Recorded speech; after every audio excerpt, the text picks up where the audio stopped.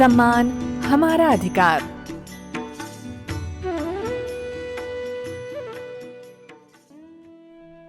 भारत विकसित देश की ओर अग्रसर हो रहा है। ऐसे में यौन एवं प्रजनन स्वास्थ्य के प्रति जानकारी का अभाव तथा इसमें महिलाओं को मिलने वाली सुविधाओं में सम्मान की कमी एक चिंता का विषय है। पुरुषों एवं महिलाओं में आज भी यौन एवं प्रजनन स्वास्थ्य संबंधी समस्याओं पर खुलकर बात करने की झिझक साफ तौर पर देखी जा सकती है। इन समस्याओं का प्रभाव उस क्षेत्र में अधिक देखा जाता है जहां आज भी साक्षरता दर में कमी तथा आर्थिक रूप से कमजोर वर्ग है। आज इन्हीं विपरीत परिस्थितियों में बात करने जा रहे हैं धनिया की। धनिया बिहार के पटना जिले की रहने वाली है। बिहार में शिशु लिंगानुपात, लड़कियों तथा महिलाओं में यौन एवं प्रजनन स्वास्थ्य एवं उससे जुड़े अधिकारों की जानकारी का न होना, पुरुषों की हिस्सेदारी में कमी, रूढ़िवादी आदर्श एवं प्रथाएं, यौन एवं प्रजनन स्वास्थ्य सेवाएं प्राप्त करते समय स्वास्थ्य कर्मियों का महिलाओं के प्रति असम्मानजनक व्यवहार, गर्भपात से जुड़ी भ्रांतियां एवं अन्य पूर्वाग्रह से ग्रसित हैं। धनिया के परिवार की आर्थिक स्थिति ठीक नहीं थी, जिसके कारण उसे अच्छी शिक्षा नहीं मिली और उसका विवाह मात्र 18 साल की उम्र में ही कर दिया गया। धनिया शारीरिक रूप से कमजोर भी थी। धनिया का पति मजदूरी करके घर चलाता और धनिया के ऊपर घरेलू कामों का बोझ होता। लेकिन कुछ दिनों से धनिया की कमजोरी की शिकायत बढ़ती जा रही थी। अगर वह इन बातों के लिए प्राथमिक स्वास्थ्य केंद्र जाएगी भी तो वहाँ लोग क्या सोचेंगे, इस डर से कुछ नहीं बोल पा रही थी। लेकिन एक दिन अचानक धनिया बेहोश होकर गिर पड़ी। कस्बे की आशा दीदी ने निश्चय किट से धनिया के गर्भधारण की जांच की तो पता चला धनिया 2 माह से गर्भवती है। पूरे परिवार में खुशी का माहौल था, पर धनिया इस बात से बिल्कुल भी खुश नहीं थी, क्योंकि आशा दीदी ने बताया था कि कम उम्र में शादी से उसके स्वास्थ्य पर बुरा असर पड़ा है। आशा दीदी ने धनिया से पूछा कि बच्चे के बारे में उसने डॉक्टर से सलाह ली थी, क्या उसकी इच्छा थी? उसके कुछ न बोलने पर आशा दीदी ने समझाया कि गर्भधारण एवं परिवार नियोजन जैसे विषयों में उसका भी फैसला होना चाहिए। आशा दीदी की बातों को समझ धनिया ने साहस किया और एक रात अपने पति से सारी बातों को बताया। लेकिन धनिया के पति को भी न तो यौन एवं प्रजनन स्वास्थ्य संबंधी कोई भी जानकारी थी, न ही ये पता था कि उसकी पत्नी को गर्भावस्था में किस तरह की स्वास्थ्य सुविधाएं मिलनी चाहिए। इन्हीं कारणों से वह धनिया को कुछ बताने के बजाय यह आम बात है और सबके साथ ऐसा होता है, ऐसा बोलकर सो गया। धनिया अपने पति की इन बातों से संतुष्ट न हो सकी। पूरी रात बेचैनी में जागती रही। सुबह घर का सारा काम करने के बाद धनिया कस्बे की आशा दीदी के पास पहुंची और रात की आप बीती सुनाई। आशा दीदी ने धनिया के पति और सास से मिलने की बात कही और फिर अगले ही दिन आशा दीदी धनिया के घर पहुंची। धनिया की सास और उसके पति से धनिया की राय के बिना मां बनने की समस्या को लेकर आशा दीदी ने बात की।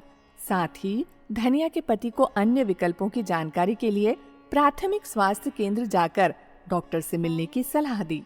लेकिन परिवार पर इन बातों का कोई भी असर नहीं पड़ा। धनिया की सास अपनी ही आप बीती सुना उसे आश्वासन देती रही। वही धनिया के पति को यौन एवं प्रजनन स्वास्थ्य विषय पर पत्नी के साथ अस्पताल जाना मतलब मर्दानगी पर सवाल खड़ा होना समझ आता था। इसलिए काम का हवाला देकर डॉक्टर के पास जाने की बात को लेकर टालता रहा। पर धनिया ने हार नहीं मानी। बार बार जिद करने पर उसका पति अस्पताल जाने को राजी हो गया। पति के साथ जब धनिया प्राथमिक स्वास्थ्य केंद्र पहुंची तो धनिया के कदम गेट के बाहर ही ठहर गए। अचानक माँ की बात याद आई। माँ कहती थी कि यौन स्वास्थ्य संबंधी बातों पर अस्पताल में स्वास्थ्य कर्मियों का व्यवहार अच्छा नहीं होता। वहाँ महिलाओं को संदेह की निगाह से देखते हैं, इसलिए वह कभी अस्पताल नहीं जाती। अस्पताल के भीतर धनिया के बढ़ते कदम और लोगों का घूरती निगाहों से देखना उसे व्याकुल कर रहा था। इसका डर तो धनिया के मन में था, लेकिन आज इस डर को तोड़ने की हिम्मत नहीं करती है तो यौन एवं प्रजनन स्वास्थ्य के अधिकार और सम्मान की इस लड़ाई में हार जाएगी। ऐसा सोचकर धनिया ने खुद को मजबूत किया और घूरती निगाहों का सामना करते हुए अपने कदम प्राथमिक स्वास्थ्य केंद्र की ओर बढ़ाए। धनिया के कदम से कदम मिलाकर उसके पति का चलना मानो धनिया को एक नई सुबह की उम्मीद लगी थी। दोनों प्राथमिक स्वास्थ्य केंद्र के भीतर पहुंचे। धनिया और धनिया के पति ने डॉक्टर से काफी बातें की। डॉक्टर ने बताया कि बच्चे का निर्णय लेने में दोनों की समान भूमिका होनी चाहिए। ऐसे में यौन एवं प्रजनन स्वास्थ्य की जानकारी होना बहुत जरूरी है। इसमें पुरुषों की भागीदारी महिलाओं की भागीदारी के बराबर समझें। जैसा कि धनिया का इस कमजोरी की हालत में गर्भ धारण करना खतरनाक है। डॉक्टर ने आगे बताया कि यदि महिला कम उम्र में गर्भ धारण करती है या शारीरिक रूप से कमजोर होती है या अनचाहे गर्भ को नहीं रखना चाहती है, तो दोनों की सहमति से डॉक्टर की देखरेख में कानूनी गर्भपात कराना एक सुरक्षित उपाय हो सकता है। यदि पति पत्नी पहले से स्वास्थ्य दृष्टि तथा परिवार नियोजन को ध्यान में रख गर्भ निरोधक उपाय अपनाते हैं, तो वह सबसे आसान और सुरक्षित तरीका होता है। धनिया और उसके पति को ये बात अच्छी तरह समझ आ गई थी कि धनिया के कमजोर होने तथा कम उम्र में मां बनने से जच्चा बच्चा दोनों को खतरा हो सकता है। ऐसे में गर्भ समापन ही एक सही तरीका था। डॉक्टर की सलाह मान धनिया और उसका पति घर चले गए, लेकिन गर्भ समापन को पाप समझने वाले समाज का डर उन्हें मन ही मन कचोटता रहा। कुछ दिन बाद आशा दीदी के घर पर आने से मानो धनिया की जान में जान आ गई हो। धनिया ने डॉक्टर के यहाँ हुई सारी बातों को आशा दीदी को बताया और समाज के डर से गर्भ समापन की हिम्मत न जुटा पाने की बात भी आशा दीदी से बताई। आशा दीदी ने धनिया को समझाया कि स्वस्थ और सुरक्षित रहने के लिए ये जरूरी है। धनिया ने पूछा कि क्या इन बातों के लिए ऐसे ही घुटकर जीती रहूंगी? आशा दीदी ने बताया कि यौन एवं प्रजनन स्वास्थ्य के प्रति जानकारी रखना और सम्मान पाना ये तुम्हारा अधिकार है और तुम्हें अपने परिवार में खुलकर बात करनी चाहिए और उन तमाम महिलाओं के लिए बेहतर उदाहरण बनके आगे आना चाहिए जो आज भी इससे अछूती हैं। फिर धनिया ने हिम्मत कर ये बात अपनी सासू माँ से की। पहल तो सासू माँ के पैरों के नीचे से जमीन खिसक गई, लेकिन आशा दीदी के समझाने पर सासू माँ को भी ये बात समझ में आ गई कि जान है तो जहान है।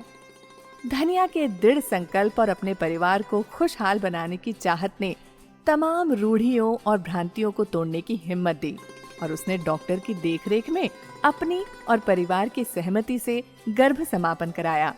धनिया अब भी भीतर से कमजोर थी, पर अब यौन एवं प्रजनन स्वास्थ्य और उससे जुड़े अधिकारों के बारे में धनिया और धनिया का पति दोनों बखूबी समझ गए थे।